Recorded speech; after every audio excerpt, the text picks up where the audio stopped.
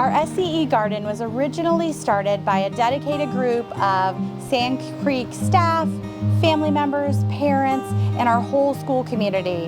However, in 2025, it was time for a refresh and reboot. So together, our students and our staff created a plan to refresh the beds, to bring back color and vibrant plants and different pieces to our garden, and that is where our connection with the Hamilton East Public Library Seed Garden started.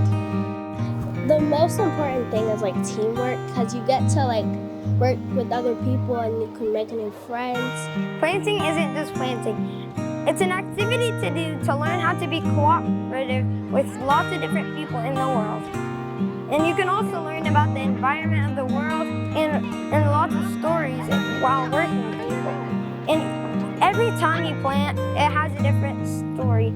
Like I remember the last time I planted my sunflower. I remember my whole group and how fun it was coming back almost every week to come back and see it. And now I'm doing another plant and it'll make another story that I can remember. And when you plant, you can also remember lots of things. Our students have been involved with this process from the beginning. They have been out cleaning out the flower beds and sorting through the soil and picking out the seeds and figuring out exactly how to lay out the beds. It's been a great adventure in all of the things of gardening, being outside, doing a little bit of math, having a little bit of science, all tied in together. Our collaboration with the Seed Library is perfect.